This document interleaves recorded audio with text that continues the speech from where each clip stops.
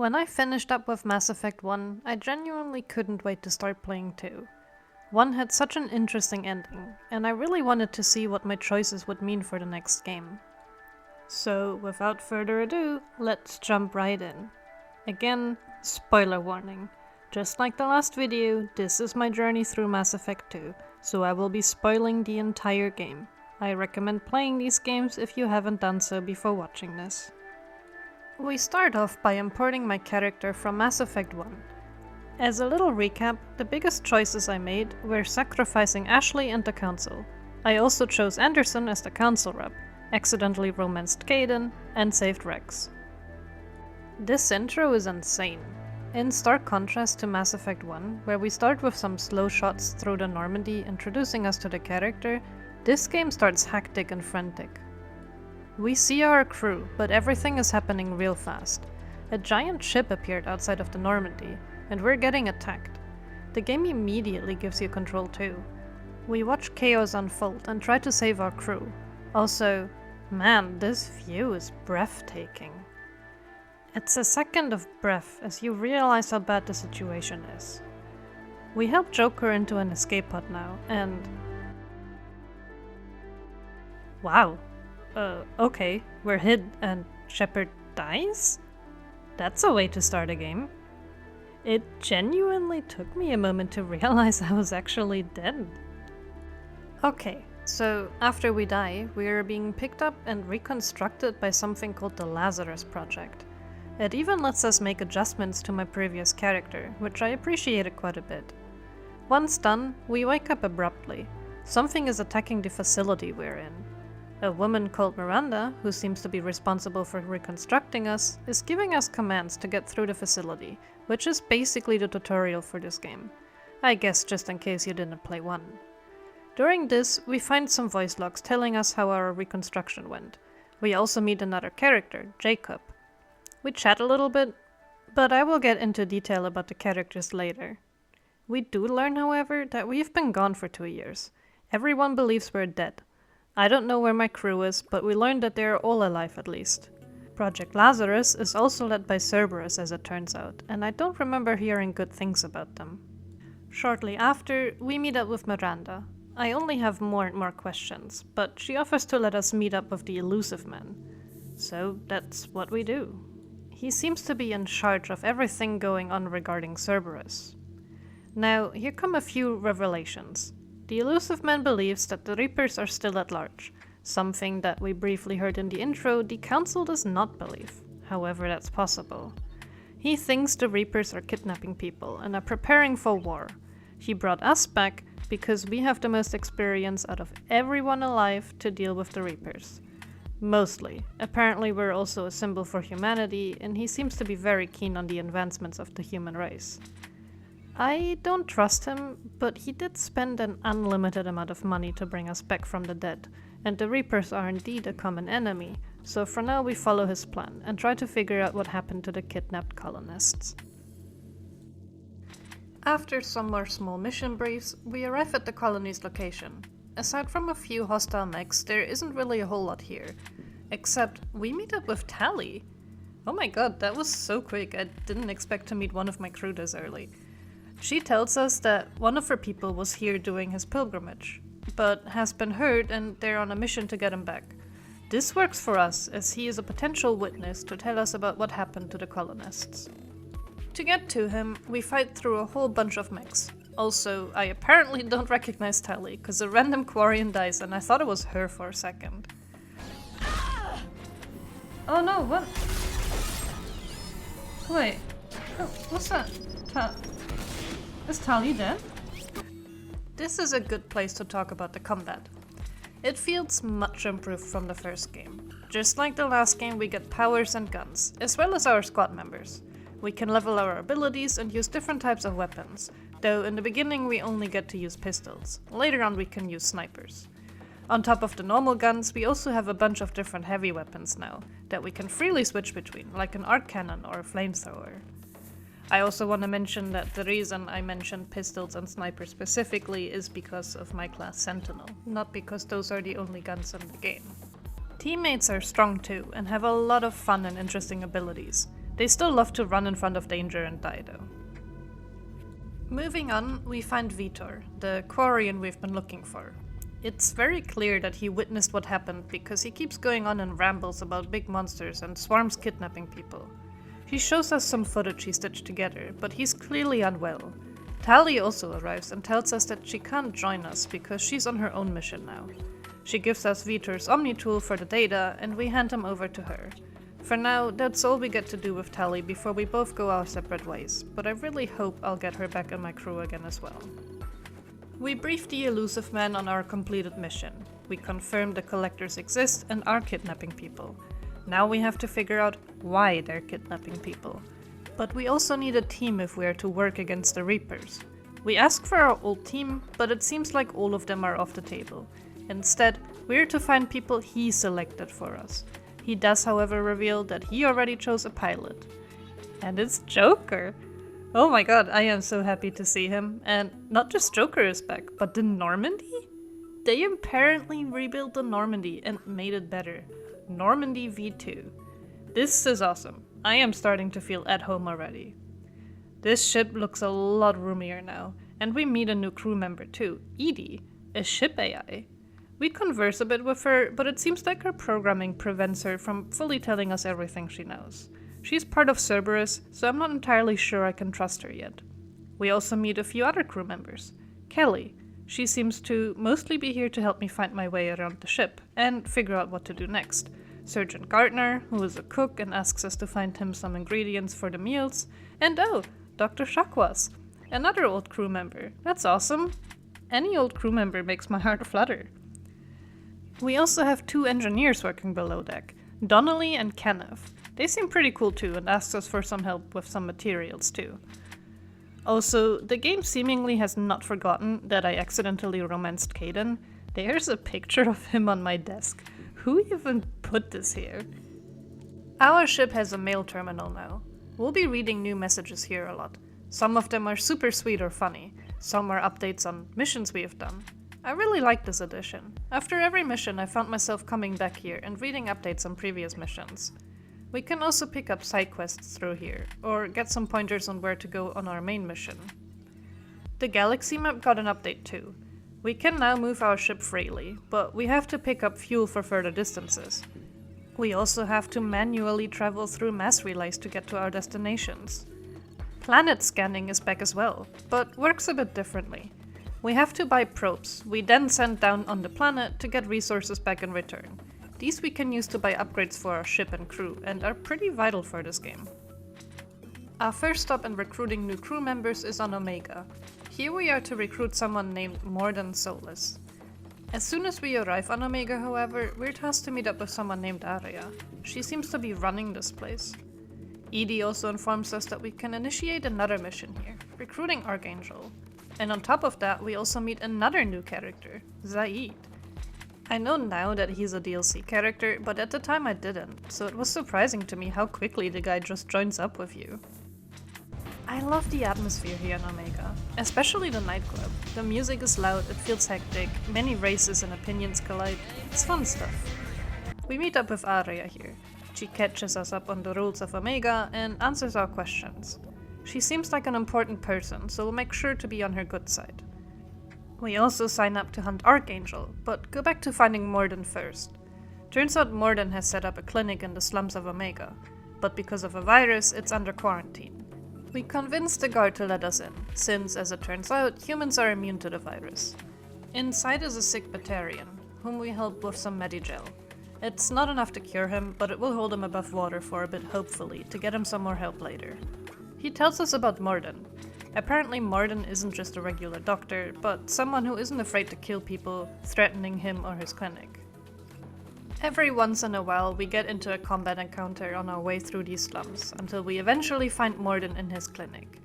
He is a Salarian, and oh my, it seems he's thinking at 200 words a second, out loud, while conversing with us and making scientific breakthroughs at the same time. I can see why this guy is meant to be impressive right away. We tell him about the collectors and why we need him on our team, but he's dedicated to help the people here and tells us about his assistant, who was meant to deploy the cure into the ventilation system, but because of a dispute with a local gang, did not seem to make it. So we offered to solve these problems for him and returned to get him to join our crew. It took me exactly 10 seconds to fall in love with this character. Insane doctor-type characters are my favorite character trope. Maybe slightly evident by the fact that my mascot is a plague doctor. Anyway, we gun our way through Batarians and Vulture, find Mordin's assistant with the cure, and make our way to the ventilation system to deploy it. This was mostly combat and a small dialogue section, but it was fun. Mordin is satisfied, leaving his assistant in charge of the clinic, and joins us on the Normandy as per our deal. Oh, and have I mentioned the mission complete screens yet? Every time we finish any mission we get one of these, as a summary of what we did, what the consequences are, and some other small stuff like XP and currency gain. It's a nice addition, but sometimes it feels like it ends quests a bit abruptly. Another thing that is different from the first games are the hacking minigames. They are no longer the same tedious game over and over, but instead 2 different hacking games. A little more fleshed out, though not much, and they have consequences for failing them now. Good stuff. Now that we're done, it's off to the next mission. I realized I have a mission in the Citadel, and I really wanted to see how the Citadel has changed between 1 and 2. As soon as we arrive, we meet another DLC character, Kasumi. Just like Zaeed, it's just a quick conversation before she too joins us on the Normandy. In the Citadel, the security scanner flags us as dead. Makes sense, we really were dead after all. We meet Captain Bailey to get ourselves back into the system. A cool guy, honestly. And in no time at all we're back into the Citadel systems. This includes our status as a Spectre. This time around, we're seeing different parts of the Citadel than we did in 1. It definitely took me a little while to get used to this new layout. I would get lost in a Citadel in 1 all the time though, so in reality nothing changed. We also meet Alvina again. She sounds a bit different, but serves the same function. She tells us that the Council is now fully human, and that as a result, riots have been ongoing, as well as a decent amount of hostility towards humans in general. This is the first consequence of my choices in 1, I'm starting to slowly feel here. Looking around, we find some stores and NPCs to talk to. There are a lot of small interactions, mini-missions and dialogue scenes here. Also this gem that I finally know the meme for now. I'm Commander Shepard, and this is my favorite store on the Citadel. And obviously I do this in several stores to get their discount. We used this discount to get a hamster and some fish. I was really excited about this little hamster. Shortly after our arrival, we meet with Anderson. I missed him. He seems genuine but burned out from his job at the Council. I guess it has been 2 years already. The Council choice of 1 keeps haunting me here as well, as Anderson tells me that the Council does not think the Reapers are real. We also chat a bit about the restoration of the Citadel, my mission, and how life has been while I was gone, until I make off for a bit more exploration. Here is the first time in the game I misunderstood a mechanic. At some point when I started 2, someone in my chat told me that there are quicktime events, and that they don't matter for Paragon or Renegade. I naively believed it and just clicked every single time I had a quicktime action, believing that if I didn't, there would be a negative consequence. It took until this moment right here to realize that the big red blinking button meant Renegade. What did we learn? Don't blindly trust your chat. But yeah, this game has quicktime events now, and they're tied to your Paragon and Renegade, as I learned the hard way. Our Citadel visit is over for now, and we go back to do more missions. But not before I meet my hamster and fish. Oh, I love them. I should explain that each crew member we recruit also has to do a loyalty mission. This usually involves us helping them with something they have been distracted with, something personal they need to have done in order to focus on our mission. This also lets to get us to know them better and gain their trust. For the sake of giving you a little structure, I'll go through the missions in the order in which I played them. I'll create timestamps for the different missions, so you can always skip sections you don't care about. The first of these loyalty missions we're going to do is Kasumi's. I didn't really know much about this mission before entering it, other than it being a heist mission, so we dress up a bit more modestly. We are to help her get back a box of someone that was very close to her. The party's host we're visiting is named Donovan, and he has killed Kasumi's former partner.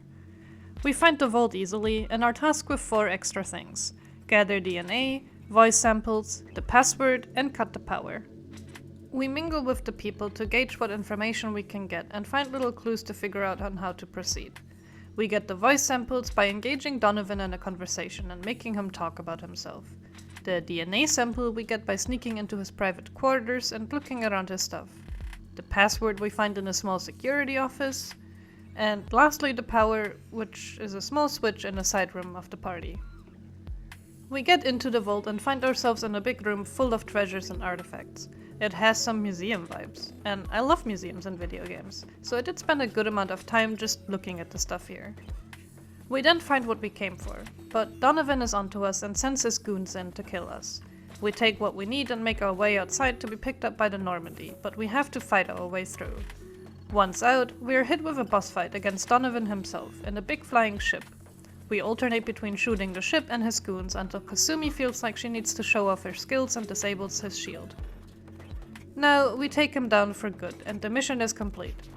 At the end we see a cutscene, and what's in the box? It's her late partner, and a message to her with information he collected.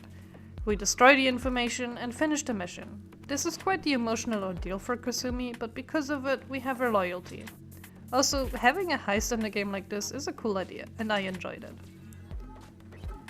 After this fun mission, it's time to recruit the next crew member, Archangel.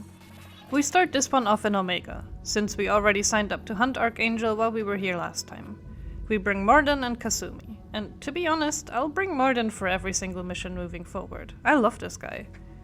A Batarian briefs us on the mission. I know we are meant to recruit Archangel, and we just signed up to hunt him down, but apparently he's holed up in a superior position and has been slaughtering anyone coming close to him. We are meant to distract him while an infiltration team takes him out. So we'll have to figure out how to switch sides later. On our way to him, we find a robot that we reprogram, talk to some people, and sabotage where we can.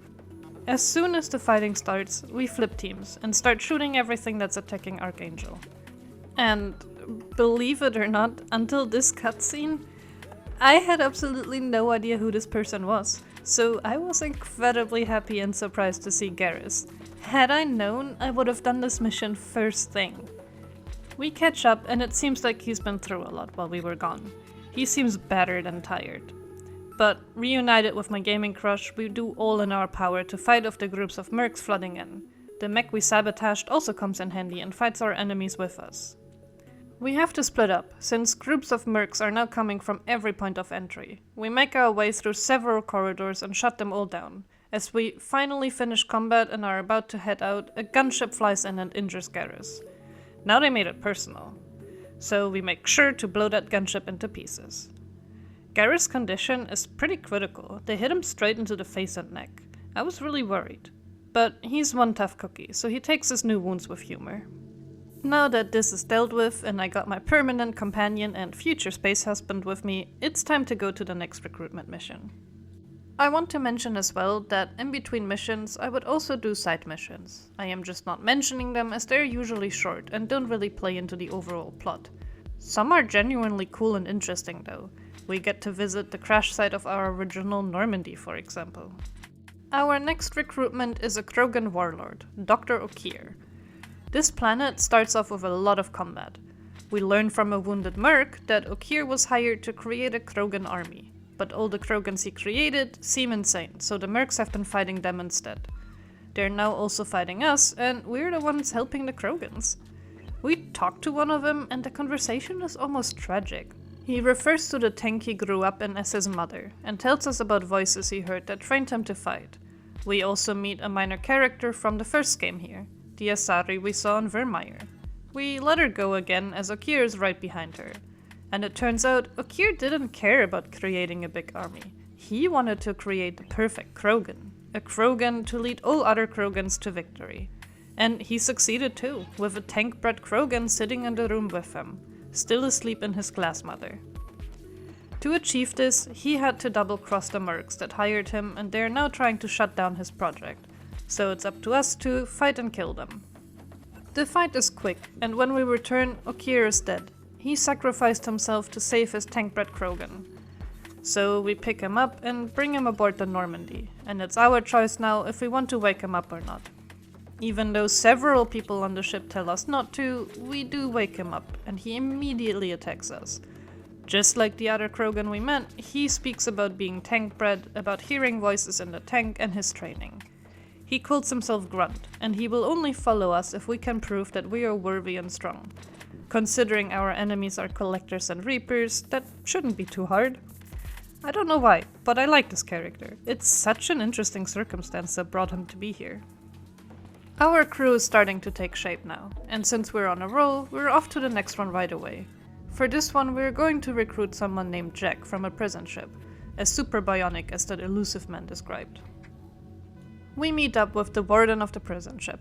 She shows us around and explains how stuff works here. Thousands of criminals live here in small boxes in the middle of space. The worst of the worst ends up here. People so dangerous that the planets they're from are paying the ship to lock them up here. We also learn from an inmate that things in here are pretty rough. As we continue on through the prison ship, the warden suddenly reveals that he is taking us as a prisoner, as we're much more valuable to him this way. Obviously we don't stand for this and start fighting. Turns out their security measures aren't nearly as good as they were boasting, as we open the cell doors and free every prisoner on the ship. This starts a huge riot and lets us get to Jack. We watch Jack go on quite an impressive 1v5 against some big mechs and try to make our way to her while also dodging guards and prisoners. We let hell loose here, and amongst the fighting, the ship itself is falling apart. Hull breaches everywhere. We end up having a boss fight with the warden until Jack herself shows up and takes them out. She doesn't trust us since we're with Cerberus, but we convince her to join us by letting her snoop Cerberus's files on her. After this mission, we receive a direct order to go to Horizon. A human colony that is located there went silent, and as fate will have it, Cadent was stationed there as well. So it's up to us now to go and investigate and potentially rescue the people captured in what we assume is another Collector attack. Thanks to Mordin, we also developed a countermeasure to the Collector swarm, making us immune to them. Horizon is empty. No people, just some Collectors here and there. On our way through, we do actually see some humans, all locked in some sort of stasis. But we do fight some Collectors, and a new enemy type opens up to us as well, the Collector General. He can assume direct control of his minions as they fight us. This is going to happen a lot throughout the game. They're basically just stronger versions of the base guys. A little ahead, we find a survivor. He saw what happened and tells us about the defense system the Alliance had set up here. While not activated, if we find a way to set up the control system, they should be up and running and help us against the Collector ship. We call in the Normandy for help, and while they work remotely to get the defense tower online, we fight on the ground against a whole swarm of enemies. Once the defense tower is up, the Collectors take off, with what is about a third of the colony. And look who shows up here, it's Caden. I thought he was in stasis, but he must have gotten out somehow. He also doesn't seem entirely surprised to see us, and even tells us there were some rumors about us being alive. If anything, he's angry with us, for working with Cerberus and betraying him. It's not really like I had a choice here, but he hates Cerberus more than he likes us, and as a result, leaves us. I was surprised he wouldn't even listen to me, but it does save me a breakup at the very least. We leave this place now and conclude the mission. I have no idea if there are any other outcomes for this mission, but it felt a little rushed to me. Aside from the revelation about the Collectors, they sort of just take some humans and leave, and you don't seem to be able to do much about it. Afterwards, we have a quick brief with the elusive man. He spread the rumors to lure the Collectors to the colony. I really don't like this guy. Something about him just doesn't make me trust him. He tells us that in order to deal with the Collectors, we have to get through the Omega-4 relay, but we will need some special technology for that, which we don't have yet. It will be the last step in our journey, so for now he forwards us some additional recruitment missions. We decide to continue with Miranda's loyalty mission first of all. Miranda was apparently genetically engineered by her father to fulfill some sort of legacy. It sounds like he did not treat her well, however, as Miranda fled many years ago, and it turns out that she has a twin sister that she hid away from her father to spare her the same fate. But apparently her father found out where she was located, and Miranda asks us to help her to find her sister and rescue her. We come in just in time, as a group of mercs is already on site. Miranda seems to know the people involved and doesn't play around. Just as usual, we fight ourselves through several groups of enemies until we interrupt the deal between two parties, an Azari, and Nikit, a guy that appears to be Miranda's best friend. Miranda's father paid the guy a large sum of money to find and rescue her sister. She obviously doesn't take that very well and almost tries to shoot him. We persuade her through a Paragon option not to, but despite our effort, the Azari ends up shooting him. In turn, we shoot her, which initiates a boss fight. All is well that ends well though, and Miranda's sister is safe. We even encourage Miranda to go and talk to her sister, despite her never having met each other, which is a bittersweet conclusion to this mission. We learn that Liara is in this place as well, and I cannot wait to see what she has been up to.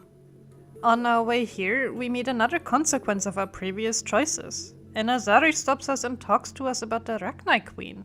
I love this. The Rachni Queen was one of my favorite highlights in 1. The Azari was rescued by the Rachni Queen and has been helping their colony in return. It's nice to know she's still alive and well, and I love that the game lets you know these things. I do find it funny, however, that I still didn't understand Paragon and Renegade, so I chose the dialogue options to tell her to be good, because I thought it meant, be well. But then instead my shepherd just went ballistic on that poor woman. If you can pass a message back, tell her that I'm watching. Don't make me regret setting her free. Now, back to Liara. She's undergone quite the transformation. She went from the dorky and sort of awkward researcher to a badass information broker. It doesn't seem like she can join us on our crew, but she offers her help in finding people for us and giving us informations we might need. She also gives us a side quest to hack some terminals for her. We'll come back for that one later. For now, she helps us find Thane. He is one of the people the elusive man forwarded us to recruit for our crew. Turns out Thane is an assassin in the middle of a mission. Not only that, but the target group is aware and trying to hunt him down in turn. We fly to the tower that he's allegedly hiding in and are immediately met with combat. Some mechs that were fighting a couple Solarian workers are now shooting us. We make our way through the building and we even get this fun encounter. I've got nothing more to say to you. If you shoot me, my team's right through. At the top of the tower, we meet the target of the assassination. Nasani, another Azari. It doesn't take long until Thane makes his entrance and executes her in front of us. Brilliantly, I might add. He is an interesting character. He appears solemn and immediately joins our crew, as he sees it as an opportunity to do something good before he dies, since he is apparently sick with a deadly disease. Here's another small thing I'd like to point out. Every time we've been recruiting someone on the ship, we have a small conversation where they settle into the crew and get their spot on the ship. This is often accompanied by Miranda or Jacob voicing their concerns. After a while, I genuinely felt like that both of them just hate everyone.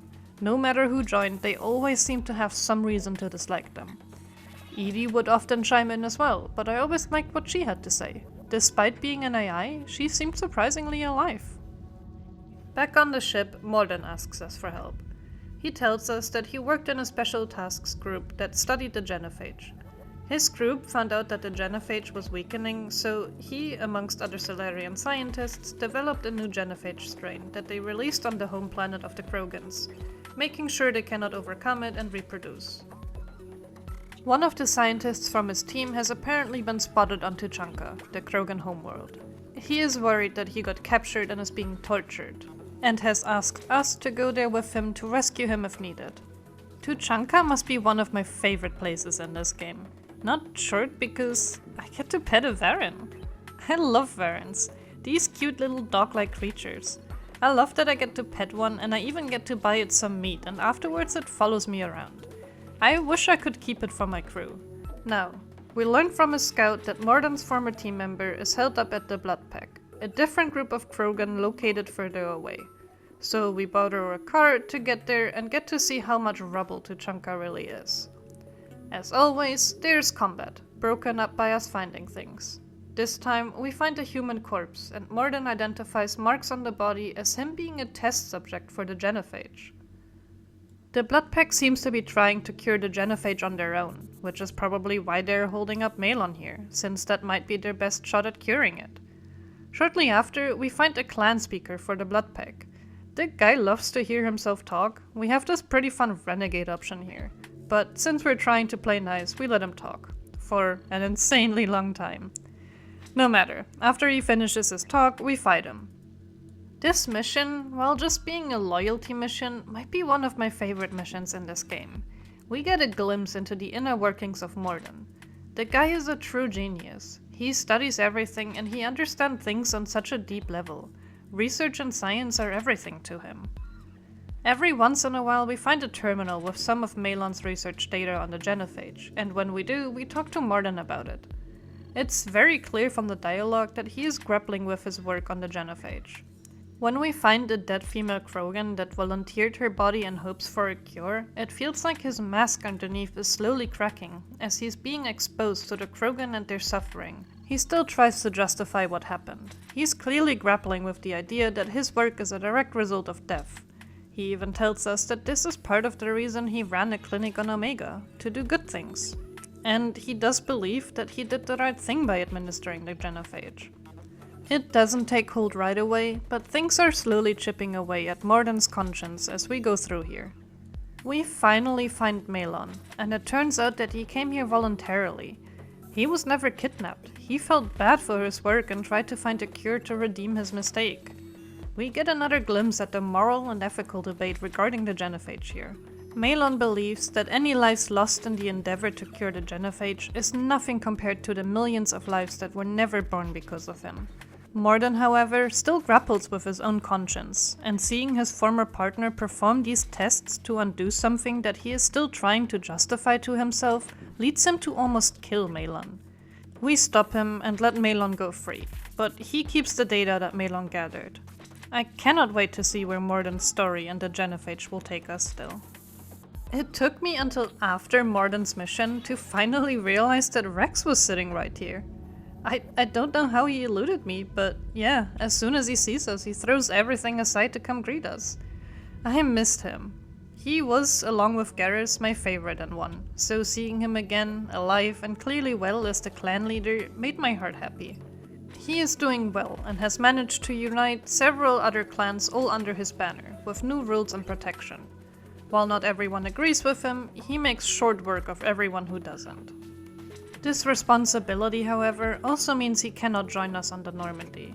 But as it turns out, Grunt also needed to go to Tuchanka, as he seems to be befallen by some mysterious illness. He seems more angry than usual and just wants to kill, so we talked to Wrex about that. And Grunt is a teenager, that's the problem. Who would have thought? Krogan teenagers need to go through the rite of passage, and the shaman will help us with that. It looks like another Krogan does not like the idea of a tank-bred Krogan undergoing the rite of passage, so he argues with us and storms off, implying that he'll be a problem for us later. But for now, we become Grunt's Krant, something like a blood ally, and we are brought to a place where swarms of enemies attack us.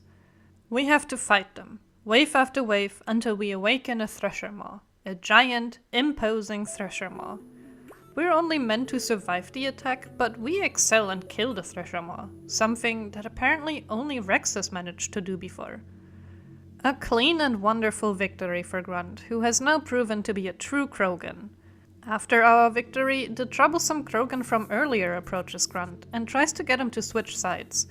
But Grunt is a good egg, he does not stand for it, and the trial ends in a big showdown of us fighting the other rival clan members. Once all is done, Wrex welcomes Grunt to the clan Urdnot, and we become his battlemaster, so he can stay with us and learn to fight like no one else. After Tuchanka, Garrus approaches us with his own plea for help. He tells us that during the time we were gone, Garrus built up a team of 11 to help him in his vigilante activities, taking on crime lords and trying to make the world a better place. One of his team, Sedonis, however, betrayed everyone on his team, and they all ended up dying because of it. Garrus wants revenge, and he has a lead on where to find the traitor. In the Citadel, we meet up with a group of mercenaries that offer disappearing services. They tell us they work for Fate, whom we can use to arrange a meeting with Sedonis. It turns out Fate is no other than Harkin, the guy we talked to in the beginning of Mass Effect 1. After some combat, we get to interrogate the guy, and he arranges a meeting with Sedonis. Sedonis does not know about us, he thinks he is waiting for an agent. Garrus hides up in the rafters while we talk to him. It only takes a couple of seconds for Garrus to make the shot and we disappear. I was scared to oppose Garrus here, because I knew I wanted to romance him, so I have no idea what other outcomes I could have gotten here. No matter, Garrus got his revenge, and while we converse with him after, we can finally initiate the romance dialogue. I'm excited. Also, I like how we imply sleeping together and he just stays to finish his diagnostics. And oh boy, another small thing that happened upon returning from that mission is that I had lost all my fish. Oh no! Do I have to regularly feed my fish? Oh, I feel horrible. Oh no. I did not buy more fish for the rest of the game, because I was terrified I would kill them again. At least my space hamster is still alive. For our main mission, the Elusive Man tasks us to get on board the Collector ship. Apparently, a Turian patrol made contact with it and damaged it in combat.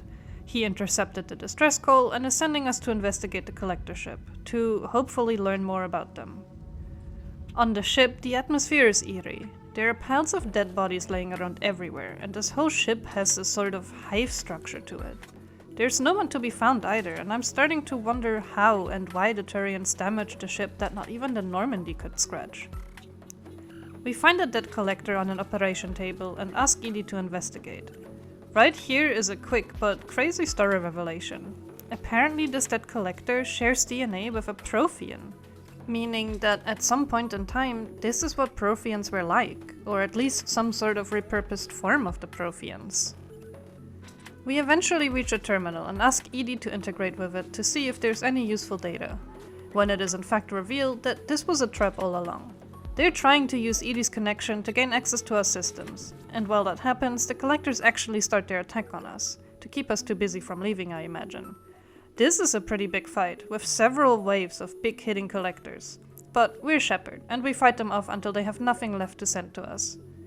Edie also manages to fight off the system attack and confirms that the Turian distress call was sent by the Collectors themselves. Not only that, but apparently it was such an obvious trap that the Elusive Man would have known and must have therefore sent us in this trap willingly.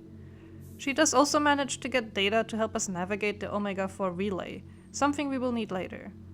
Before we can really discuss it though, we are informed that the Collector ship is powering up and we need to get back to the Normandy as soon as possible, so we run. We make it just in time to jump out of the system to escape the Collectors. Back on the Normandy and safe, we use this opportunity to confront the Elusive Man.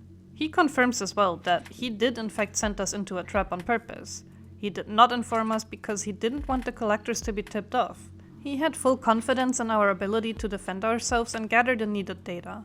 This doesn't sit well with me, and with every passing mission I trust this guy a little less. And my trust meter is already pretty low. But we do in fact have the info about the Omega-4 relay now. It turns out we need an IFF, Identify Friend Foe system, in order to get through it, and the Elusive Man conveniently knows where we can get one. Orbiting a brown dwarf, there is a derelict Reaper crash site. A team there was already working on extracting data and weapons, though he lost contact, so this is our next big main mission. We discussed this with the crew.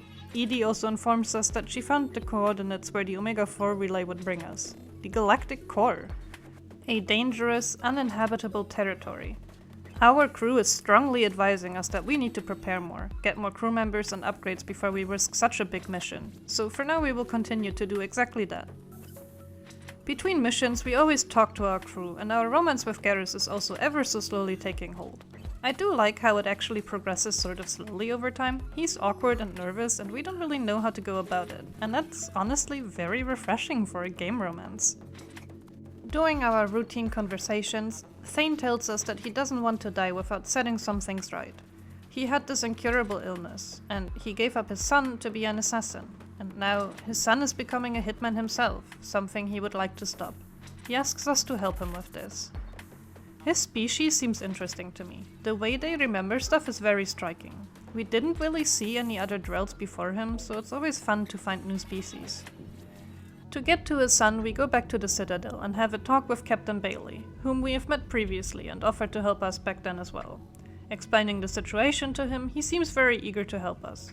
He doesn't like how many young children and teens turn to crime in a system lacking of options. He sees that Thane wants to help and gives us information on who to contact. Someone named Mouse, who was also one of those criminal kids but has grown up. They will be able to get us in contact with Thane's son. We find Mouse, and it turns out that he's an old friend of Thane. Mouse helped Thane when he was a kid, and he helps us now as well. He gives us the name Kelham, which then lets Bailey set up a meeting with him in the interrogation room. This part got me very nervous. We interrogate the guy on where Thane's son is. I resist the urge to hit him every time, except the one time, and of course that's when his lawyer walks in. But in a lucky twist, they realize we are a Spectre and the law means nothing to us. Which also happens to scare Kelham into giving us the info on where Thane's son is. He hired him to assassinate someone and gave us the location.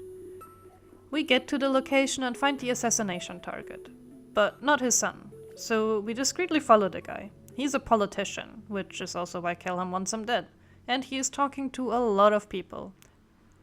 We watch from the rafters, and it's a little funny to me that we've never seen any rafters like this before, but they happen to be aligned perfectly with doors and everything so that we can follow this guy. After following him for a while, we see his son, Koliad, sneak up behind the politician. We warn the guy and he starts running into one of the apartments, followed by Koliad where he is holding him at gunpoint. But a swift and well-aimed shot from us prevents the kill. The politician is saved and Thane can finally get his one-on-one with his son. Also, I really love how Bailey is just doing his best. I really like him as a character, even if he's just a side character. Thane and his son are amending and he's happy, as am I.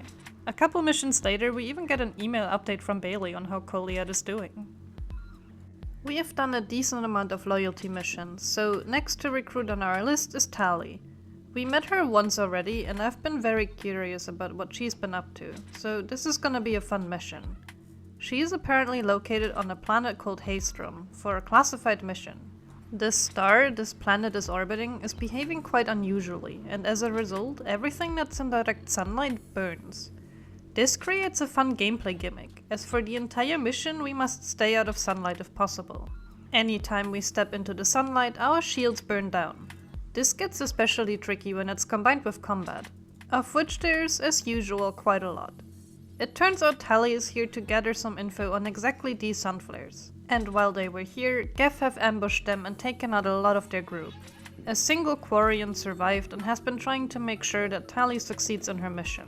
To reach him we have to find some demolition charges to blow open a pathway to him. This is a pretty fun way to force us to move around during combat while also avoiding the sunlight.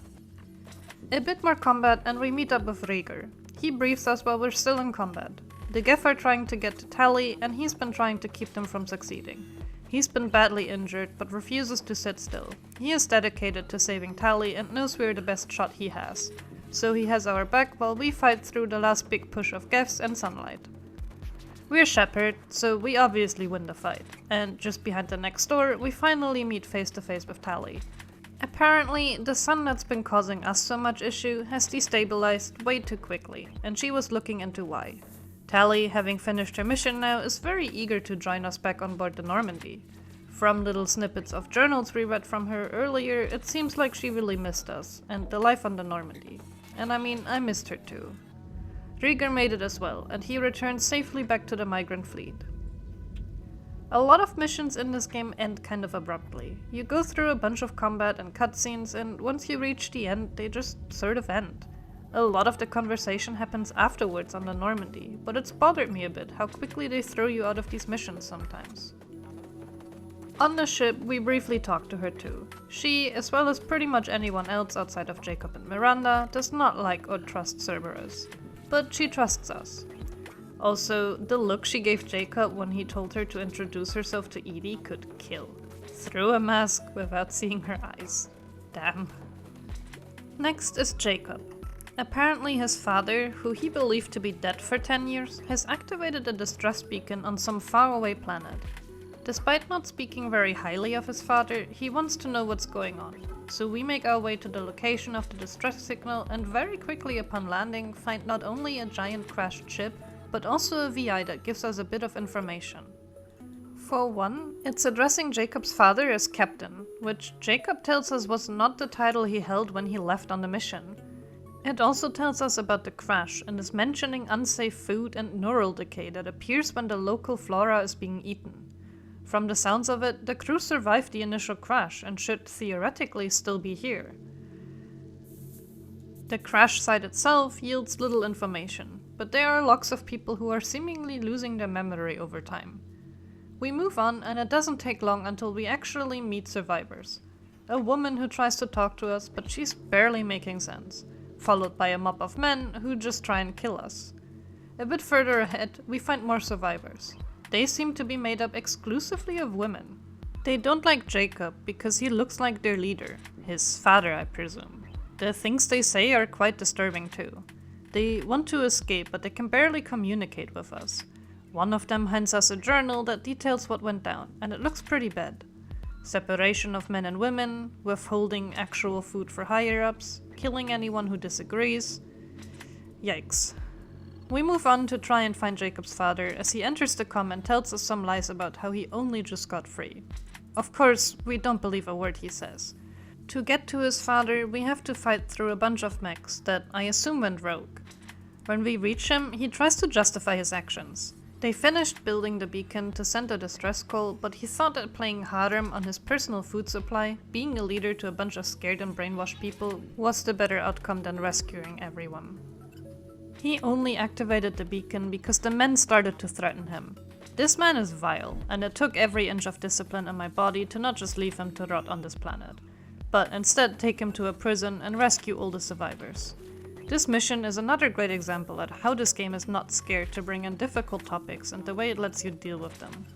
I have definitely had enough of that place, so we are going to move on to our next loyalty mission, which is Tali. We do her loyalty mission almost immediately after recruiting her. Apparently she was accused of treason to the flotilla and has asked us to accompany her and help her out in any way we can. I have always wanted to see the flotilla, so I'm happy to go there, even if it wasn't for a mission. Immediately after we arrive, we're told the reason for the treason accusations. Tali is supposed to have brought an active Geth into the fleet. For the Quarian, this is some serious stuff, but Tali denies ever having done that. She has only ever sent bits and pieces. She was also stripped of her ship name, and is now referred to as Tali Vas Normandy, instead of Vasnima. We, as the captain of the Normandy, become something like a lawyer for this trial, and defend her in front of various other high-ranking Quarians. The reason they think she did what she did is because Geth have become active and seized the ship that her father worked on. Her father that requested Geth materials from her. Tali didn't know this, and has a freakout when she finds out. Her father is presumed dead, and before we continue the trial, we urge the council to let us go onto the ship, destroy the Geth, and see if we can find her father. Before we head off to take back the ship Alarai, we speak to some of the Quarians to gauge Tali's chances. It doesn't look good, but many here like Tali. It seems like Tali's trial is being used for political reasons, as the 3 admirals who are leading the trial all have different opinions on what to do about the Geths. Tali's trial seems like the perfect political tool for each of them to get their will. One of them wants to wage a more active war against the Geth, one wants to research them, and the last one wants peace. We even meet Rieger again and have a small chat with him. He updates us on the last mission and wishes us luck. He doesn't like seeing how they're treating Tali either. I really like the inner workings of the flotilla, the self-sufficiency, their culture. It's interesting to talk to the people here and learn about their life, even considering the circumstances. We move on to the Alurai and as usual are instantly met with combat. We fight through several waves of Geth and make our way through the ship. Every once in a while, we come across audio logs that let us know how things came to be here. It seems like her father was conducting some unsafe and secret experiments with the Geth. Not only that, but we find his dead body and a message for Tali. He basically committed a war crime by assembling and activating a Geth in order to study them. Said Geth reconnected with its system and other Geth, and I think you can piece together what happened now. Tali is distraught by it all and pleads with us to keep this all a secret. Even though it would absolve her of any criminal charges, she does not wish her father's legacy ruined. It's a steep price to pay, but we agree. When we get back, we inform the admirals that the Alarai is free of the Geth, but as promised, we do not tell them about the experiments of her father. and while normally this would mean exile for Tali, during the continuation of her trial, we hold a speech, thanks to Paragon, and tell everyone how amazing and courageous Tali is. Somehow that seems to be enough, and she's freed of all charges. It does, however, not seem like she's getting her old name back. She's still Vas Normandy. We have another chat with the Admirals, who seem thankful for our service, and conclude the mission by sharing some laughs with Tali before returning to the Normandy. With Tali happy, we can now move on to the next mission. This time we go back to Ilium to finish up some older side quests, like hacking terminals for Liara. It doesn't take long for us to do, and we finish up by letting Liara know. She seems to want to find someone named the Shadow Broker, as he kidnapped someone she cares about. We know very little about the Broker, but I kind of suspected that maybe the Elusive Man could be the Shadow Broker. She wants to take the Shadow Broker head on and asks us to help her. For this, we are supposed to meet her at an apartment, but when we get there, there's no sign of Liara. Instead, we find a fellow Spectre investigating. Someone tried to murder Liara, but we know her well enough to know that she would leave us a message before fleeing, so we set out to investigate the apartment ourselves. I gotta say, Liara lives a pretty luxurious life here. Her apartment is huge and impressive. After some digging around and finding small hints, we find a data disk with a recording of one of her informants. He knows where the Shadow Broker is, and he gives the address of a meeting place. Now we know that's where we will find Liara. As soon as we arrive there, however, we're greeted with explosions. There's rubble everywhere, and not a small amount of casualties. We make our way through the apartment complex, and as with every other mission, we also have a combat encounter. When we finally find Liara, and her unfortunately just killed informant, things get interesting, however. Turns out the Spectre wasn't here to help investigate. She was meant to kill Liara and take the data from her informant. She is working for the Shadow Broker. Exposed, she initiates combat trying to kill Liara, but we throw her off the floor, so she tries to run away with the data instead. Liara follows her, and we fight through more goons that came to stop us. Nothing we couldn't handle. But fighting them has given the Spectre just enough time to jump onto a car to flee. Now this is really fun. Another new gameplay section. We have to drive the flying cars through traffic and keep up with the Spectre. It reminds me a lot of the game Cloudpunk. It doesn't last very long as we ram her car onto a roof and continue to follow her on foot. This has been a surprisingly long and organic mission so far. I like how every step weaves into each other. On the roof, we fight even more people. I have no idea how they got here so quick. I guess the Shadow Broker has minions quite literally everywhere, even on some random roof on Ilium we happen to crash on. Afterwards, we follow a trail of blood to the Spectre's location, and this woman is ruthless. There's a party going on, and she takes one of the partygoers hostage to try and negotiate us leaving her alone. And damn, I love the speech dialogue option I got here. This is badass. Is that it? What? Fasir. I let the Destiny Ascension die with 10,000 people on board, including the Council. I unleashed the Rachni on the galaxy. So for your sake, I hope your escape plan doesn't hinge on me hesitating to shoot a damn hostage.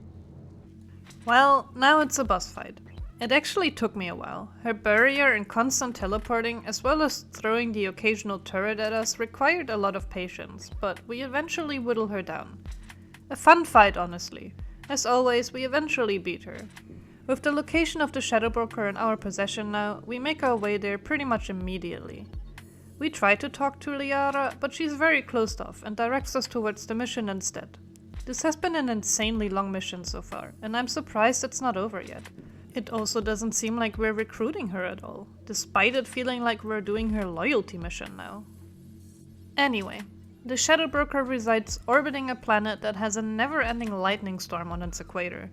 It blocks his signal, which is why no one was able to find him. This is honestly a really cool idea. The entire time we're up here, we're exposed to the storm and the atmosphere is amazing. Of course, there's also some combat out here.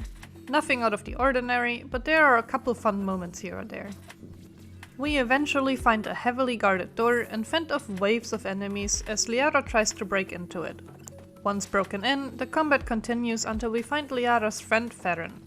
But he's tied to a chair and receiving electroshocks. Any attempts to free him would result in his death, which means we have to continue until we find the Shadow Broker himself. It doesn't take long until we do, and oh man, He is not what I expected at all, but they definitely succeeded in making him appear imposing and intimidating.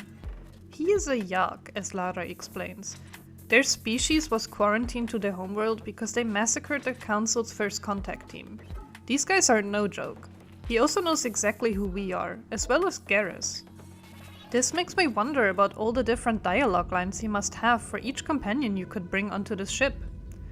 Liara, taunting him so openly, enrages him, and he doesn't waste any time to attack us. In his attack, he even throws a table at Garrus, and I was scared that he killed him because Garrus just laid the entire fight. Now we have another big boss fight, and unlike all the other boss fights we've had so far, this one has phases and mechanics. Every time we break one of his barriers or shields, he gets a special barrier we have to melee. This is broken up by a cutscene each time. The last time we do it, Liara incinerates the guy with the power of the collected lightning above the stage. Brutal and stunning cinematics. And it doesn't stop there. With the Shadow Broker dead, someone needs to take over, and that someone is Liara. She is the new Shadow Broker. This is crazy. To think I could have missed this entire chain of missions by simply not doing a small side quest at the beginning is wild. And I finally understand why this was such a long and intense mission as well. What started with me just wanting to hack some terminals ended in a long and twisted story that saw Liara as the ultimate Shadow Broker in the end. Truly amazing, but it also means she will not be joining our crew. Up until this point I was hoping she would, but she will be assisting us from over here, with all the information we could ever need. Ferris is free as well now, so Liara can finally take a breath. Having Liara step in as the Shadow Broker also means we have this entire place to explore data of various things. We can read up about our crew members and even see their personal messages. We can also respec our crew, upgrade our armor and weapons, buy ship enhancements, or invest into various things that help us in different ways later. I genuinely feel like I was meant to do this quest a lot earlier. Once we've had a look at it all, we also invite Liara onto our ship for some needed catch-up. This is a really nice moment. We talk to her as a friend, open and honest about everything that happened, our struggles, and the future we hope for. She even acknowledges that Garrus and I are sort of a thing, which feels really nice and organic in the romance aspect of the game. One last hug and we go our separate ways again for now. But I really enjoyed this, and I hope that at least in the next game she might join our crew again. Since Liara didn't join us, we're still missing 2 crew members. But for now we're continuing with some more loyalty missions. First is Zaeed. I kind of held off on that one because I didn't really like Zaeed's vibe. But it is about time to figure out what he is like. His loyalty mission seems to be some contract that he accepted before joining us, to liberate a refinery from the Blue Suns, a mercenary group. So we make our way to the planet and are ambushed pretty early on. We meet a guy named Vito. Zaeed not only knows the guy, but explains to us that he and Vito formed the Blue Suns. But Vito betrayed him and shot him in the head. Miraculously, Zaeed survived, but I guess this is why he looks the way he does. This is about to get personal, isn't it? He actually becomes a bit of a loose cannon, shooting the vents and creating a quickly spreading fire through the facility. He doesn't care about us telling him to stay in line, he doesn't care about saving the workers, all he wants to do is kill Vito. We meet several workers who need help, so being the actual good guys, we ignore Zaeed's plea to chase after Vito and run into the burning building to save them instead. After we help out everyone inside and get out of the building, we just about miss Vito leaving on a plane. Zaeed has an absolute freakout. But honestly, if he hadn't blown up the building, we would have had the time to do both, but he still blames us. We have a bit of a dialogue exchange and I was fully expecting to lose him as a team member, considering I didn't do what he wanted, but he accepts what we have to say and becomes a loyal member of our crew. Genuinely, I didn't expect that. I'm wondering now if it's even possible to lose a crew member by making them upset. After we finished that mission, the next one I did was Arrival. I did not realize that it was a big DLC mission, nor did I realize that I was meant to play this at the end of the game, so I ended up playing it somewhere in the middle instead. No matter. Admiral Hackett told us that one of their scientists has apparently gathered proof of the imminent Reaper invasion. Something that's going to be really helpful for us, so we can show the Council said proof and finally get some help from them. But the scientist, Dr. Kenson, was captured by Batarians, so we have to infiltrate the outpost where she is held and free her. Upon arriving, we get into a rundown building. We have to solve a couple puzzles to proceed and also sneak by Batarian guards every once in a while. I wasn't great at the stealth, so I alerted them quite often. Luckily, it has no major consequences. We find the room they're holding Kenson in and free her. She's quick on her feet, and while her escape activated the sirens, we fight our way through freedom as usual. Once we're safe, Dr. Kenson explains to us why they held her captive. Apparently, the Reaper invasion is going to start in this system. The relay in the system is connected to one of the Reaper's relays. And if she destroys the relay, they can delay the Reapers by several months. But destroying a relay in a system with Batarian colonies would understandably cause tension. Not only that, but destroying it would likely wipe out the colonies altogether. So you're potentially killing thousands of Batarians to save the rest of the galaxy. And how does she know all of this? Apparently they found a Reaper artifact that's showing her visions. We're a bit suspicious of this and even ask her about the indoctrination, but it seems like all is well. She has an answer to everything we ask, and so we go to check out the artifact ourselves. Inside their base, we are met with a countdown. 2 days and counting down. Something they calculated from the artifact, as it seems. The artifact itself just sits there. We take one look at it, immediately see a vision, and yeah, as we expected, they are all indeed indoctrinated. We try to stop her, but everyone in the base starts to attack us. The artifact also speaks to us and sounds suspiciously like the harbinger of the collectors. Give yourself over and be spared. After a lengthy combat section, we are actually overwhelmed by the forces and lose. This is a new one. They captured us and it seems like some time passed because we wake up in the med bay, surrounded by barriers. Their security is extremely lacking, however, since we can just patch ourselves into a nearby mech unit and open the door from the outside. We can also fight as this mech and have basically infinite lives with them. Once free, we grab our stuff and check out the counter. It went from 2 days to a little less than 2 hours. Time is ticking quite literally. At this point, the entire base is alerted again, and we're fighting through them to get to the control room to fling that asteroid into the relay, just like Kenson mentioned. We make it to the console and launch the asteroid. We try to warn the Batarian colonies to escape, but I'm honestly not sure if they even received the message, as we are interrupted by Dr. Kenson. It is wild to me how quick and easily we decide to end the lives of all those Batarians. But honestly, what exactly is the alternative? Once the Reapers invade, they will all die anyway. This way, we're at least saving the rest of the galaxy. At least for the time being. Communications are down, so we can't let the Normandy know of any of this, and the comm tower is outside. So we fight through whatever is left to call for rescue, and are met with this. Know this as you die in vain. Your time will come. Your species will fall. Prepare yourselves for the arrival. The Collector General. That's why I was hearing him. After his ominous message, the Normandy rescues us and we escape just in time for the relay to blow and the entire system to get incinerated. Back in the Normandy, Admiral Hackett comes to debrief us in person.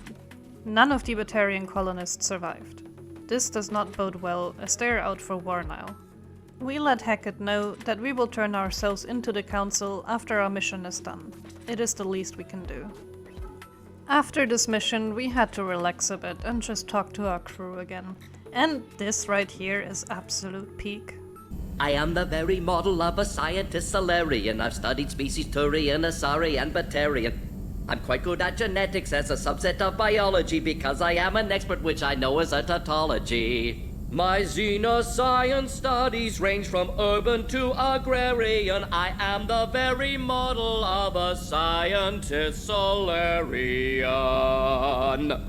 God, I already liked Mordin, but now I love him. He sings, and so good too.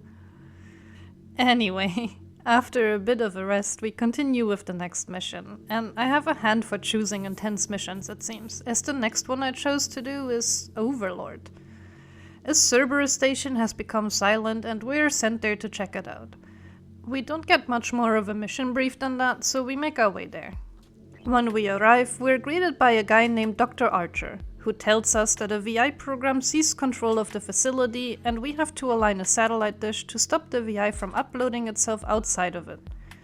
Moving through this facility is eerie. Every time we come across any screens or electronics, we see a green face, talking to us, watching us. On top of this rogue VI, there are also several Geth here. Why they're here or how they got here, we don't know, at least not yet. These Geth also seem to be controlled by the VI. Each of them is showing this green glimmer around them. Since the VI seems to be in the entire facility system, we can't stop the satellite upload, but we can destroy the dishes instead. Once we have done that, we meet up with Dr. Archer personally. He explains to us what Project Overlord is, an attempt to gain influence over Geth by interfacing a human mind with a VI. His brother volunteered for this, but his mind couldn't handle the VI. The VI went rogue and killed everyone except for Archer. This is also why the Geth were here. His brother and the VI mind inside of him are held up at a different station on the same planet, but they're in lockdown. Because of safety procedures, we have to override the lockdown from 2 separate stations to get to him. To get there, we actually get a new vehicle. It's no longer the Mako. This is the Hammerhand. We can freely move around this planet with the Hammerhand. It also controls much smoother and quicker than the Mako. It's floating, it can jump properly, and just like the Mako, it has some combat equipment. This planet bit is fun. It's nice that they let you explore. Geographic conditions indicate an aesthetically pleasing view nearby. Organic life forms may wish to take note. With the Hammerhead, we make our way to each station, occasionally having to engage in combat and also having to navigate through a few platformer sections. And this puzzle combat section that I thought was an interesting addition. The override in each station is quick and painless, aside from some combat, but each time we do it, we see the VI face again. This is genuinely getting creepy. We are going to the main station where the VI and Dave are located at now. Inside the station, it seems like the VI wants to talk to us. We get a log played through vending machines. Doors open and close as if he's trying to create a path for us to follow, and cameras are watching us. Everything has a real eerie vibe. It genuinely felt like as if I was playing a horror game. The tension is only broken by the occasional combat section. There's also this part in the elevator that was super scary. Imagine if AI in the modern world took over and decided to kill us all just by using elevators. The atmosphere here is top notch. When we get to the console to turn off the experiment, instead we get taken over by the VI. Our companions get locked out and we can see things now, and follow a path the VI has set out for us. We can even understand him, David, screaming through the VI. We see his memories. In his memories we can see that David talked to the Geth. He is a mathematical genius, which helps him interact with the Geth in a way no one else could. And all the stress that he's experiencing, he just keeps repeating square roots. It seems to have a calming effect on him. At the center of the VI, we get to shoot down the individual nodes in order to open up and damage the core. It seems that even though we're here breaking through the VI, it's still trying to show us his memories. Once destroyed, we see David, hanging in a metal framework, wires holding open his eyes, penetrating his arms and flesh. He is begging for it all to stop. And at that time, Archer comes running in as well. He tries to justify what happened here by saying it was a tough decision that needed to be done. But sacrificing the life of your brother, using him as a lab rat, and having him experience never-ending agony is horrendous. He asks us to trust him, that he'll take care of David, but we don't trust him. Rightly so, as he tries to shoot us when we deny him. David is coming with us, and we're leaving Archer behind to deal with his own conscience. I hope that David can recover, even just slightly from this. What happened here is truly awful, and once again, a brilliant showcase of just how well the developers can write stories with moral and ethical problems and characters navigating them. The amount of missions left for us is starting to dwindle. 1 more crew member and 2 more loyalty missions left before we go through the Omega 4 relay. First up is the Justicar. Justicars are Asari that have given an oath to do what is morally right, and they have incredible biotic power. One of them, the one that we are meant to recruit, is currently on Ilium. When we get there, people seem tense. A murder happened and everyone is scared the Justicar is going to kill them. Justicar seem to kill everyone who isn't innocent by the sounds of it. We talk to the detective and she seems eager to help us solve this case, so that we can take Samara, the Justicar, out of here. We find Samara shortly after, killing some mercs who are involved in this crime and get a little bit more insight. She seems to have some personal involvement, as she's very eager to find the murderer, but the detective has to detain her to prevent cross-species killings. The Justicar's code lets her stay in custody for 1 day, but then she has to kill everyone who held her in custody. What a weird code. Honestly, maybe it's my feeble human brain, but I don't see how that serves justice or protects innocent people. Regardless, to avoid a bloodbath on either side, she asks us to solve the murder for her. She also needs the name of the ship the murderer left on. That way she can leave with us without having to kill anyone. Confusing stuff, but we agree. After we interview the merchant that seems to have had some involvement, we learn that his business partner was the one that was killed. They were selling a sort of gas drug that overpowers anyone with biotic abilities. Too much and they die.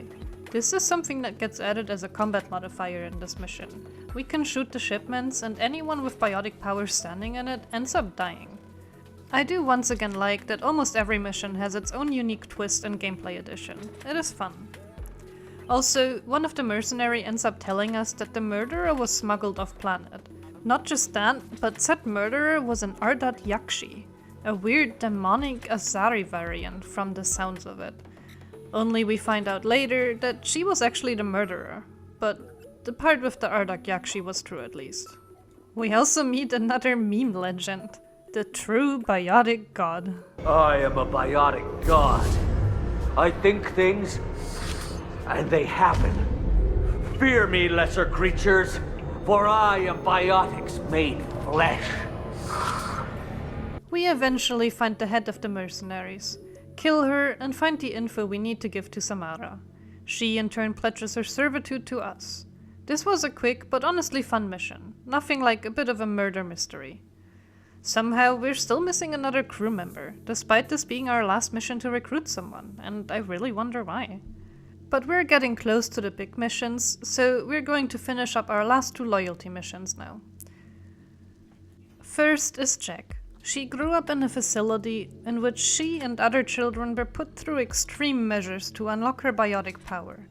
She wants to blow up the place she grew up in to make peace with it all. I was holding off on that because I've been trying to play Paragon, so I didn't feel very excited about blowing stuff up. But it is about time to make her happy. This facility is abandoned and in pretty rough shape, and as we wander through it, Jack gives us little bits and pieces about her past. It's becoming pretty clear why she wants this place to go to hell. The locks we find here don't paint a nicer picture either. They wanted to make her the ultimate weapon, and used a bunch of other kits to make it possible. Somehow, there are also Bloodpack members here. Unexpected and unsure what they want, we engage in combat. And shortly after, we find a man hiding in the rubble. Another kid who grew up here and survived the horrors of what went down in here. He hired the mercenaries we fought to rebuild this place, it seems. He wants to restart the program because he wants to believe that his suffering was worth something. Jack hates this and even tries to kill him, but we can persuade her otherwise. Now, this is quite touching. We are in her room and we're looking around while she gives some commentary. Having context on how she grew up here and how her life was is truly saddening. Her blowing up the place now actually seems quite cathartic and justified, which she ends up doing, and we leave it behind for good. After the mission, we even get a glimpse into the crew dynamics, as Jack is attacking Miranda for her never-ending loyalty to those very same people that imprisoned her entire life. It's interesting that we get to see and solve these moments, even though I wish there were more consequences through these moments, like losing loyalty from one of them if you don't pay attention. Or maybe you do and I just handled it all very well. After Jack's mission, we still have Samara's mission left. In a conversation with her, she explains that this person she's after, the one from her recruitment mission, is someone she's been chasing for over 400 years, and the reason she became a Justicar in the first place. And right now, she has the chance to finally get her. She confirms that the target is an Ardak Yakshi, and even explains what that means. Apparently it's something that we would refer to as a succubus, someone who will mate with you just to kill you. To the Ardak Yakshi, this is something they feel a thrill over, so they always want more victims. And the worst part about all of it is that this woman is her daughter. Now I understand why she has been so persistent in this matter. Of course we help her with this, and make our way to Omega, where the Ardak Yakshi, Morinth is her name, is located. She appears to have just killed someone again. In Omega, we talk to the mother of the victim. She's distraught, and no one seems to believe her. She lets us investigate her daughter's room, where we find several clues on the inner workings of Morinth. In her diary, we learn about how they met and how Morinth sneaked her way into the daughter's heart.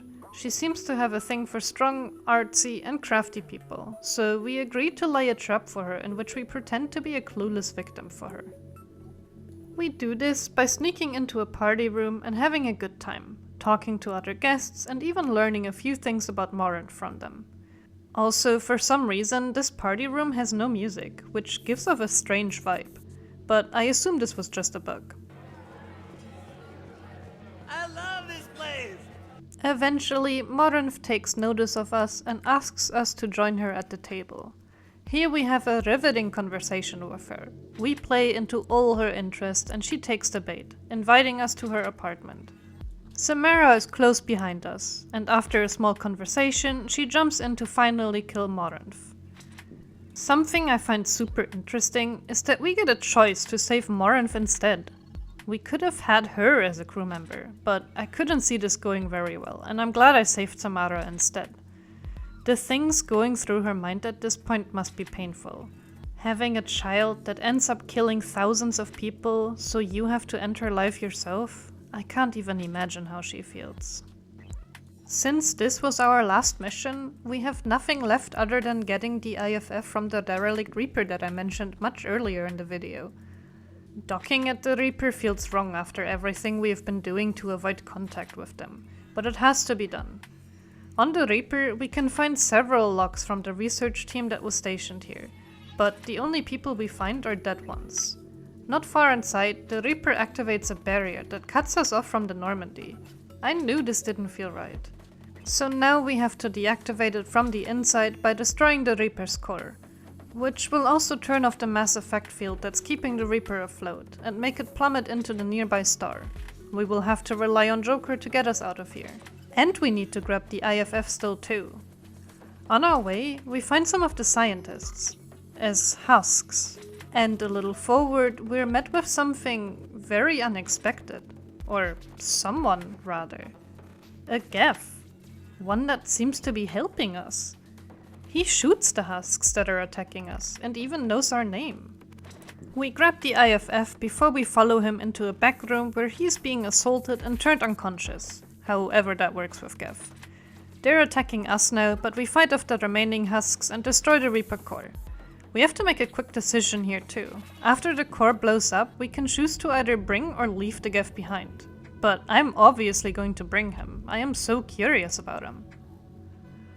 On the Normandy, we decide that we want to reactivate and talk to the Geth. Edie prepares safety measures and we barricade him. This Geth tells us that different groups of Geth split off from each other. One side wanted to work with the Reapers and the other didn't. He's on the side that opposes the Reapers and was on the derelict Reaper to find out what made the heretic Geth different. He suggests a cooperation between us and the Geth. I couldn't help but agree instantly, because having a friendly Geth like that seems incredibly cool. Though, doing all of this, I wonder what Tali is going to think about this. We call this Geth Legion, as per suggestion from Edie, and Legion also tells us that the heretics are planning to use a virus on the other group of Geth to make them join the heretics, and asks us to help him to stop that. I suppose this is his loyalty mission. I honestly didn't expect to get a companion still. When I saw I was missing one still, I assumed it was Morinth's spot if you choose to save her instead. But yeah, we got Legion, and we're doing his loyalty mission straight away. To help him, we're traveling to a Geth station, the one inhabited by the heretic Geths. I absolutely love this little bit of excellently showcased in-universe lore. You know it's just our heat emissions that are hidden, right? They could look out a window and see us coming. Windows are structural weaknesses. Geth, do not use them. Approach the hull at these coordinates. On the ship, Legion lets us know that we could, instead of destroying the station with the virus in it, also use the virus to rewrite the heretics. This opens up a whole bunch of interesting ethical questions. If we consider the Geth to be truly alive and worthy of making their own decision, then rewriting them would be morally wrong. Though, so would be killing them for having made their own decision. Hearing Legion talk about how the Geth operate, how their culture and life works, is fascinating. It's really cool that the devs sat down to really figure out how an AI lifeform would operate in a world full of organics. Getting to the virus requires us to fight through several rooms of Geth, but we make it without too much trouble. Legion handles the console here while we fight off some more Geth, and we're inevitably hit with the decision teased before. Rewrite the heretics to join the original Geth, or destroy them. I find both don't sound particularly heroic, but I choose to rewrite them. Not because I think it's the right decision, but because more Geth were in favor for it. And we could also use the manpower against the Reapers. Activating the virus in reverse to rewrite them also sends out a massive pulse that happens to be lethal to organic lifeforms. So now we have to fight our way back to the Normandy while on a timer, and oh boy do I love timers. This was all in all a pretty quick mission. And after the mission, we have a small cutscene with Tali and Legion. They're in a dispute over Legion wanting to send Quarian data to his people, to protect them from the Quarians that are wanting to wage war. Obviously, Tali doesn't want this, but a small Paragon choice gets them to act almost as if they are friends. I never thought I would see the day. Since we have only the main mission left, we set out to do that. But when we try to start it, Edie informs us that the IFF is installed and she needs to do a ship-wide scan. For that, a lot of the ship systems will be offline. So she suggests taking a shuttle to our next mission. Miranda organizes it for us and puts every single crew member into the shuttle with us. Remember this, as I'll come back to this later. After we leave, we get a cutscene. The IFF had a virus, and upon activation, broadcasted the Normandy's location straight to the Collectors, who spared no time to come and attack. Everything is happening real quick now. Edie tells Joker to unshackle her AI restrictions to help fight off the Collectors, and all of a sudden we're playing as Joker?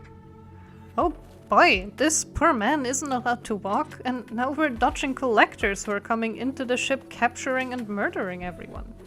The plot armor this man has is a little crazy, but I am too busy worrying about him while also being amazed and terrified at what's happening.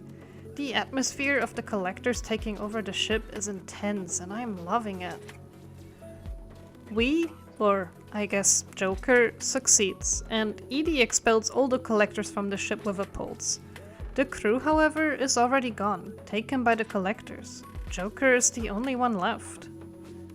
Now, why were we gone? What mission did we go on?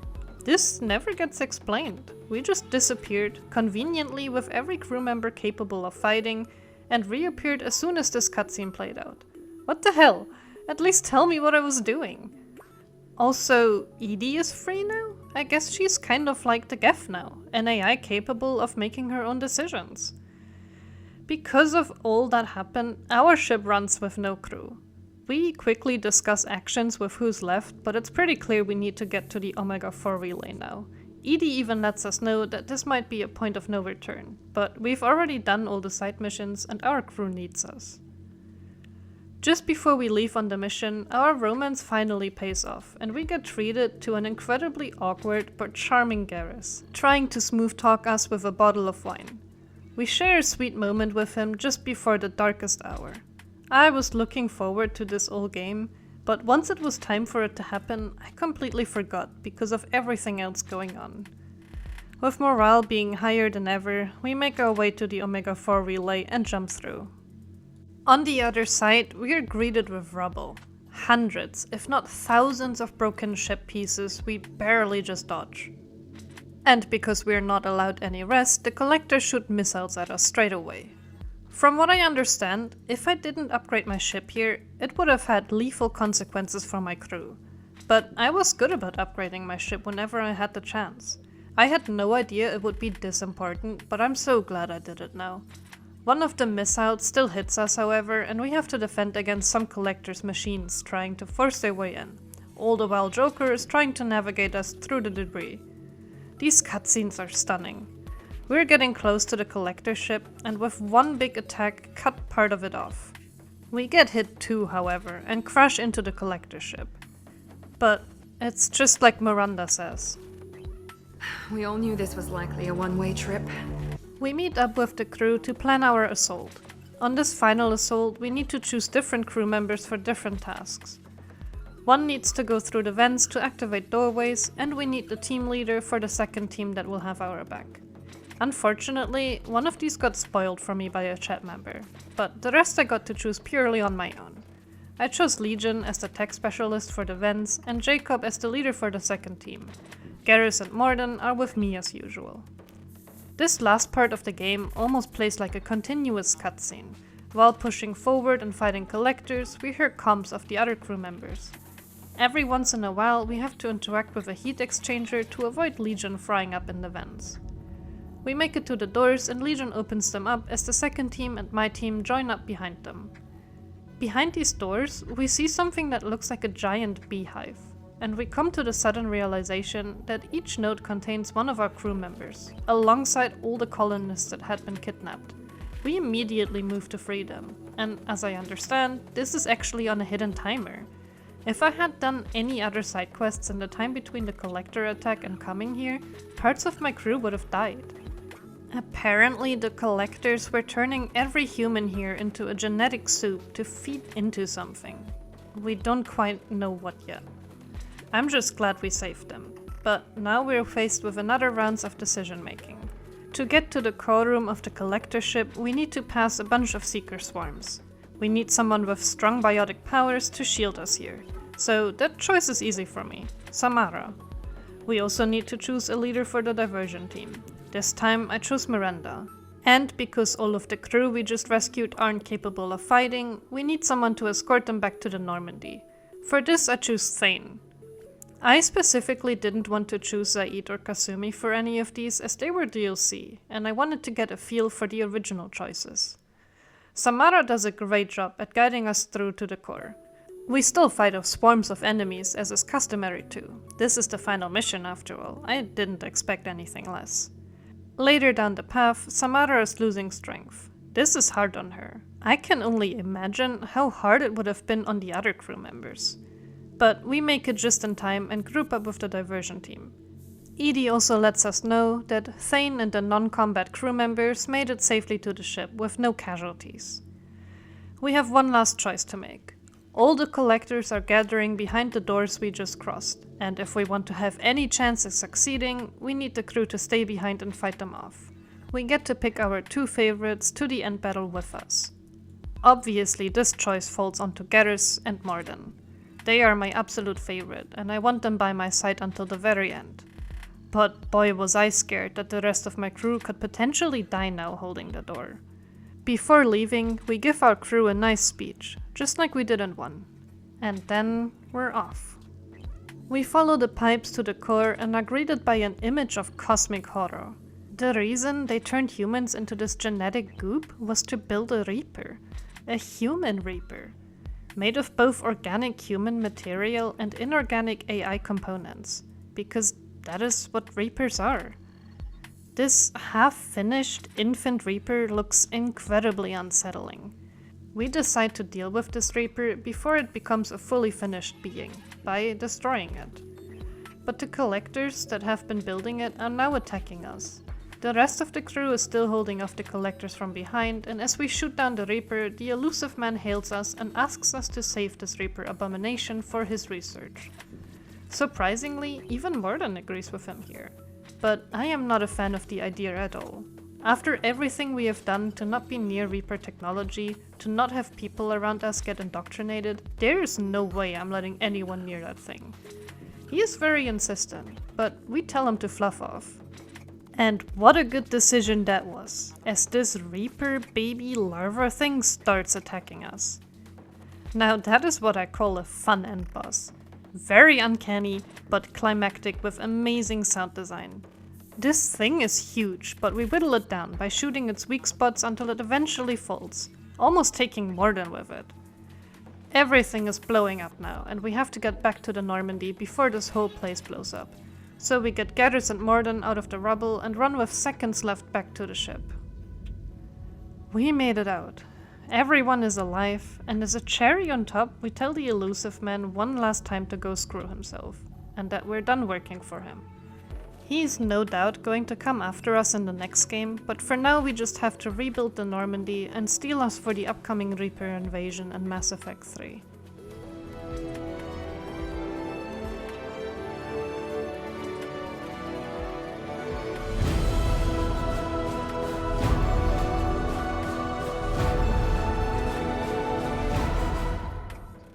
What a wild ride. And what a crazy cutscene to throw at us at the end as well. I genuinely got so lucky with my playthrough. There are so many gears involved into getting a clean ending with no deaths. If I hadn't gotten all upgrades, skipped the loyalty mission, did the IFF mission too early, or had chosen the wrong person at the end section, someone would have died. But they didn't. I am super delighted with how it all went, and at this point I did not know what 3 had in store for me. But oh boy, I can already tell you that 3 ended up being one of my favorite games of all time. If you're actually still here and watching this, thank you so much. This video ended up being way longer than I wanted it to be, and I wanted to give up making it several times. I pushed myself to the end, but I am not sure I'll make videos this long anymore. But what about you? Did you enjoy this video? What was your experience with Mass Effect 2? I would love to read your thoughts in the comments. And now, there's nothing else to say other than thank you so much again for watching, and I hope all of you will have a wonderful day. Until next time.